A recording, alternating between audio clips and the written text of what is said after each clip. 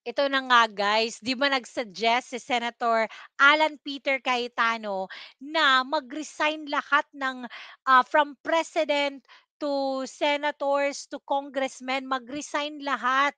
Tapos mag-snap election.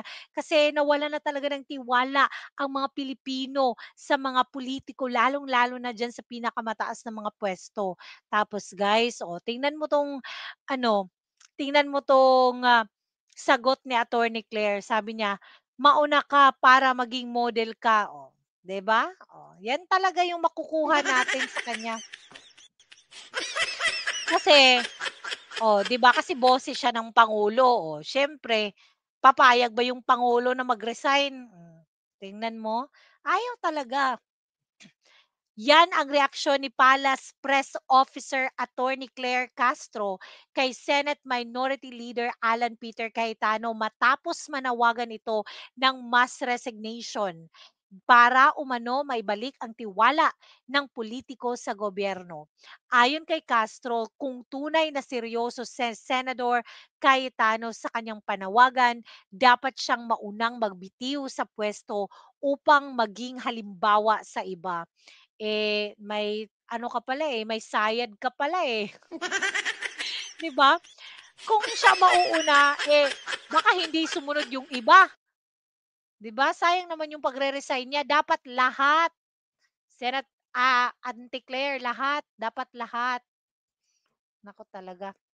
Ayon kay Castro, you start, do it now. Mauna ka para maging model ka. Talagang sakripisyo ka. 'Di ba? Grabe talaga.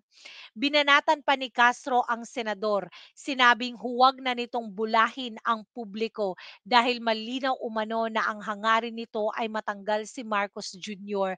sa posisyon. Buti naman alam mo.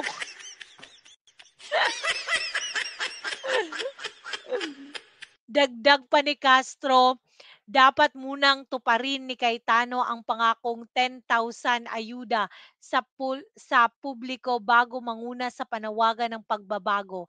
Aniya, walk the talk. Dapat ang senador kung tunay na para sa bayan ang kanyang intensyon. Nako, Castro. Wag kang diversionary tactic. Pabalik-balik sa 10,000 walang katapusan. Alam naman nating, kinain lahat ng mga buwaya, kinuha lahat ng mga buwaya. So, siyempre wala ng pondo para diyan. Naku talaga 'to si Attorney Claire. Tingnan niyo bumaha na naman ng mga komento dito sa comment section. Sabi ni Feliciano Jose, "Hoy, Auntie Claire, what Senator Alan is suggesting is that President Bongbong, VP Sara, and all those interested to run for president and or vice president will resign and file their candidacy for these positions.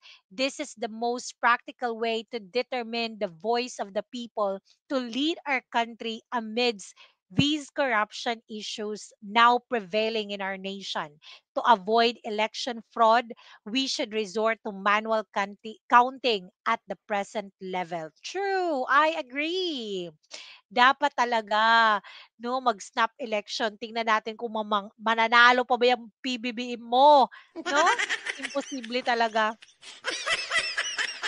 Kung si COMELEC Chairman George Garcia pa rin, 'yan, baka. Pero kahit siguro si Chairman George Garcia hindi pa rin mananalo si BBM.